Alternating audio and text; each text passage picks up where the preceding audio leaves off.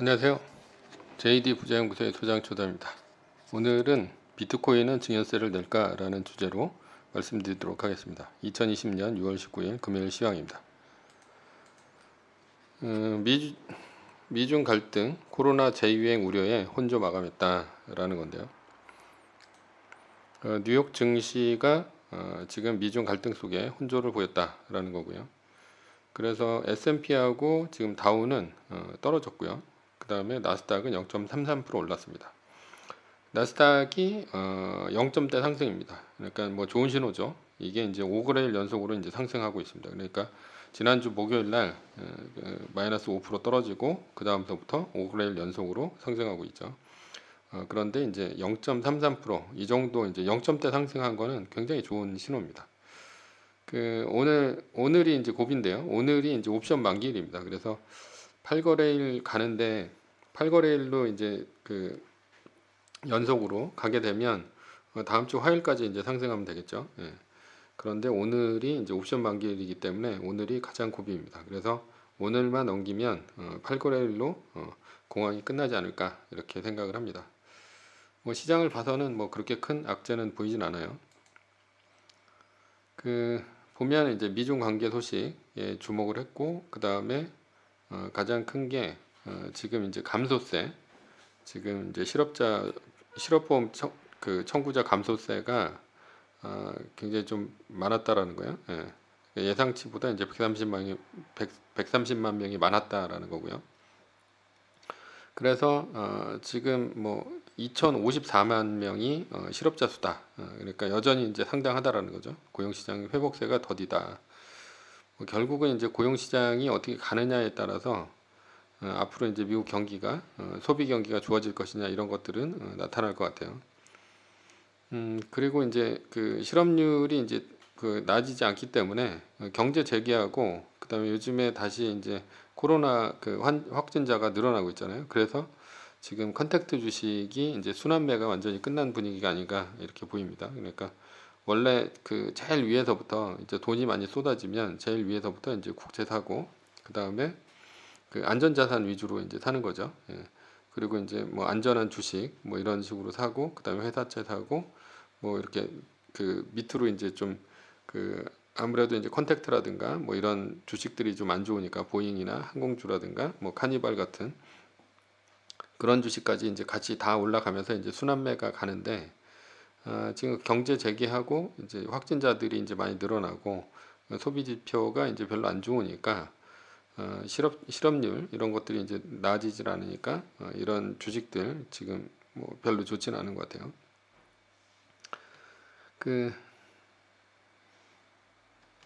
그리고 이제 미국에서 이제 캘리포니아 등 일부 주에서는 신규 확진자가 사상 최고 수준이다라는 거죠. 예. 사상 최고 수준이고 2차 재유행 가능성이 좀 있다라는 거예요. 그래서 이제 다우나 S&P는 별로 좋지 않습니다.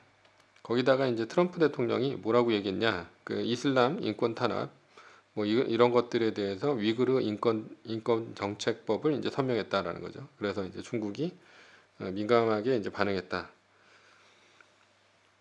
트럼프가 요즘 이제 주가가 올라가니까 중국을 때리기 시작했습니다. 그래서 요즘 홍콩 인권 그리고 이제 위구르 인권 이런 거 갖고 이제 중국을 때리는데 뭐 당연한 것이지만 무역으로 때리면 주가가 이제 빠질 거 아니에요. 그러니까 가뜩이나 지금 경제 재개해가지고 불안한데 무역으로 때려버리면 뭐 주가가 확 빠질 테니까 무역보다는 인권 갖고 이제 때리는 것 같아요. 그래서 인권을 때려서 지지율을 올리는 효과가 있고 때리게 되면 그리고 이제 두 번째는 뭐 이제 이런 게 이제 전부 이제 중국 책임이다 뭐라는 거죠. 지금 이렇게 실업이 많은 것들이 그리고 이제 동맹국들한테도 이제 인권으로 때리면 아무래도 좀 지지를 받는 그런 효과가 좀 있는 거죠. 그래서 지금 뭐 이것 때문에 이제 다우나 S&P는 좀 좋지 않았다라는 겁니다. 뭐 어저께 뭐 부동산 대책 6.17 부동산 대책이 이제 발표가 됐고요. 그리고 오늘 나온 기사인데 오늘 나온 기사는 이제 비트코인 양도세, 액상 담배세, 세금 될 만한 것은 모두 흐른다라는 이제 기사가 떴어요.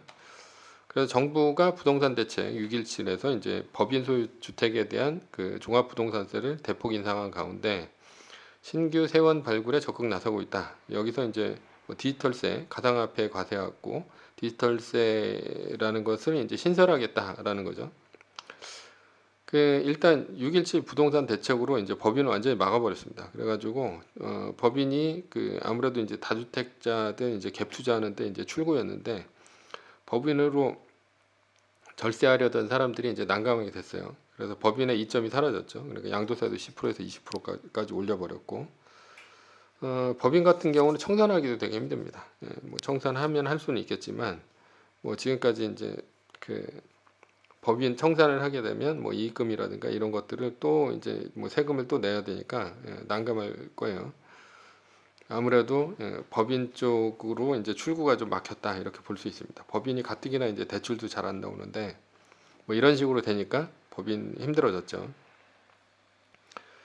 거기다가 뭐 흥미로운 게 이제 가상화폐 가세입니다. 그 대표적인 게 이제 비트코인인데요. 비트코인 뭐 투자 방법은 비트코인 500만 원 이하로 떨어지면 샀다가 1000만 원 넘으면 팔면 됩니다. 그래서 지금 현재 이렇게 이제 사이클이 있는 주식들은 뭐 주식이라고 보기 그렇지만 사이클이 있는 것들은 그 이렇게 이제 저점에 사고 이제 고점에 파는 그런 방식을 이제 하는 게 좋다라는 거죠. 요즘 이제 1000만 원 넘어가죠. 그러니까 좀 관망하는 게 낫지 않나 이렇게 생각합니다. 자, 그래서 대표적인 게 이제 가상화폐다라는 거예요. 그러니까 이거 뭐 디지털 세금을 얘기하는 겁니다. 그런데 요거를 이제 7월에 이제 정부가 양도차익에 대해서 과세하는 방안을 이제 뭐 가닥을 잡았다라는 거죠. 그래서 뭐 특정 금융정보법 뭐 이런 것들은 이제 뭐 국회를 통과했다라는 거죠. 가상화폐 왜 그 양도차익 과세를 하려고 그러냐? 일단은 이제 세원이 모자릅니다. 요번 이제 코로나 지원금서부터 시작해서 앞으로 이제 복지라든가 이제 큰 정부를 지향하는 현재 정부는 세금을 더 많이 걷어야 됩니다. 그래서 더 많이 걷는 방안으로 아무래도 이제 부동산 대책 요거하고 그 다음에 이런 여러 가지 그 비트코인이라든가 액상담배라든가 뭐 이런 것들에 대한 이제 그 핀셋 그 세금 타겟을 노리는 거죠. 그 뭐 흥미로운 기사가 하나 있는데 이게 뭐냐면 부자들의 코인 세테크 은밀한 부의 대물림이라는 이제 기사가 있습니다. 그래서 보시면 그 40대 초반의 의사 차승원 가명입니다. 그래서 자금 출처 조사에 대한 국세청 조사를 받았다. 그런데 이제 과세 보류 판정을 받았다라는 거예요. 그 이 사람이 이제 강남에서 20억 상당의 이제 아파트를 구입을 한 거예요. 그러니까 조사가 들어간 거죠. 요즘 뭐 자금 조달 계획서 이런 거 다 내야 됩니다. 이런 것들 이제 그 현재 앞으로 이제 강남, 서초, 송파 여기는 또 투기 뭐 지금 그 토지거래 허가구역 이걸로 묶어놨죠. 그래서 27일서부터 적용이 되는데 아무래도 이제 현금 아니면 이제 사기가 힘들어요.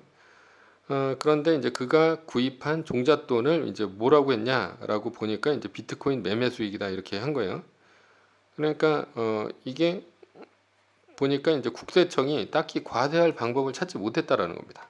이게 그래서 지금 이제 서울신문 탐사기획부 3년간 암호화폐 현금화를 통해 부동산 매매에 나선 그 투자자들에게 번번이 과세 보류 판정을 받은 사실을 확인했다라는 거야. 그러니까 국세청이 근거가 없다라는 거죠. 비트코인으로 돈 벌었는데 이걸 갖고 이제 세금을 매게 되는데 세금을 매길 수가 없다라는 거죠. 양도 차이. 암호화폐 과세 근거가 미비한 탓이다라는 거죠. 그래서 우리나라는 이제 무세 국가라는 거야. 무세 국가. 양도 차익에 관해서. 그래서 유권 해석을 이제 요청을 했는데 암호화폐에 대해 수익에 대해서 기준 없음이라는 이제 답변만 받았다라는 거죠. 그러니까 한마디로 그냥 기사의 핵심은 비트코인으로 이득 났어도 과세 못한다라는 거죠. 근데 이제 더 황당한 게 이제 다음입니다. 과세 당국은 그 증여에서는 아예 손을 놓고 있다라는 건데 현행 상속세 및 증여세법 제7조 증여재산에 대해서 금전으로 환산할 수 있는 모든 경제적 이익이라고 해가지고 포괄주의를 선택하고 있는데 뭐 이렇게 되면 이제 암호화폐가 그 자산성이 있다는 그 법원 판례를 통해서 증여세를 부과할 수 있다라는 건데 이게 조 변호사, 조원희 변호사죠. 이 사람이 거래소를 통하지 않고 암호화폐 지각 간 거래의 경우 자금 흐름 파악을 하기가 쉽지 않고 세금 부과에 현실적인 어려움이 있다라는 거예요. 현실적인 어려움이 있다라는 거지 뭐 부과를 못 한다는 건 아닌 것 같아요. 그래서 증여세가 이제 매길 수는 있지만 자금 흐름 파악이 쉽지가 않다라는 거고요. 그 다음에 보면 정보 공개를 통해 부과한 사례는 지금까지 한 번도 없다라는 거죠. 증여세를 부과한 사례가 없다라는 거예요. 그래서 공공연한 이제 무쇠지대다. 그래서 자산가들이 편법 증여의 수단으로 이제 쓰고 있다라는 겁니다. 그래서 2017년서부터 코인으로 증여해서 세금을 줄일 수 없느냐 이런 문의가 많았대요. 최소 10억 원 이상이다라는 거죠. 그래서 지금 뭐 연결 계좌는 남지만 과세 당국이 쉽게 파악하기가 어려운 허점을 노린 것이다. 기술적으로 추적이 불가능한 것은 아니지만 국세청의 소명 요구에 거래 내역 등 투자 정황을 제시하면 그냥 넘어가는 경우가 대부분이다. 암호화폐로 증여가 이루어지면 일일이 추적하기도 쉽지 않다. 강남에서는 암호화폐로 유학비를 송금하는 사례뿐 아니라 해외에 있는 자녀들에게 증여할 목적으로 은밀하게 암호화폐를 이용하는 이른바 코인 세테크가 파다했다. 그러니까 아무래도 이제 그 돈을 해외로 송금하게 되면 뭐 이제 뭐 노출이 되죠. 근데 뭐 지금 가상화폐 거래소를 통해 가지고 그 지갑으로 이제 송금을 하게 되면 뭐 유학비 같은 경우는 뭐 그런 식으로 이제 돈이 빠져나가니까. 근데 이런 것들 믿고 이제 증여했다가는 이제 증여세 탈루가 될 수 있습니다. 왜냐하면 그 아무래도 이제 증여를 하는 거는 뭐 돈이 적은 사람이 아닐 거 아니에요. 돈이 큰 사람이 증여를 하게 될 텐데 그 뭐 예를 들어서 한 100억대 자산가다 이렇게 되면 이 사람이 이제 언젠가는 죽을 거예요. 그러면 이 사람의 이제 그 자녀 상속 시점 그때 이제 국세청이 내역을 이제 탈탈 텁니다. 그래가지고 돈이 얼마가 나가고 이제 이런 걸 따져보죠. 그래서 그 원래 이제 국세청은 그 실익이 있어야 되는데 실익은 세금을 한 10억 정도를 때릴 수 있어야 실익이 있다고 봅니다. 그래서 뭐 이 정도 한 100억대 자산가라든가 50억대 자산가라든가 이런 사람들은 뭐 이런 그 내역을 이제 쫙 뽑아봐요. 그래서 이제 증여세건 뭐 이런 것들에 대해서 청구를 하게 돼 있습니다. 뭐 적은 자산 같은 갖고 있는 사람들은 뭐 이런 것들을 좀 힘들죠. 뭐 아무래도 그 인력이 한계가 있으니까. 그런데 이제 큰 자산 갖고 있는 사람들은 걸리게 돼 있습니다. 다만 이런 그 비트코인 암호화폐들은 이제 틈새가 있기 때문에 이번에 이제 국회에서 법을 만들어 가지고 1타 2피 노리는 것 같아요.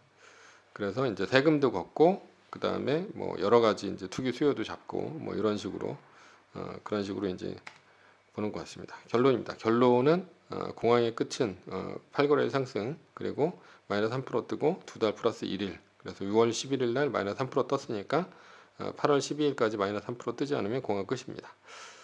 뭐 8거래일 상승 중에 이제 오늘까지 오르면 6거래일 상승이죠. 뭐 그러니까 만약에 이제 그리고 만약에 8거래일 상승하고 들어갔는데 8월 12일 전까지 마이너스 3%가 또 뜬다. 그러면 이제 전량 매도 공황 종료는 이제 2달 플러스 1일만 남게 되는 거죠. 오늘은 이제 비트코인은 증여세를 낼까라는 주제로 말씀드렸습니다. 후원은 제가 영상을 제작하는데 많은 도움이 됩니다. 하나은행 447-910064-61005 주식회사 JD 부자연구소 감사합니다.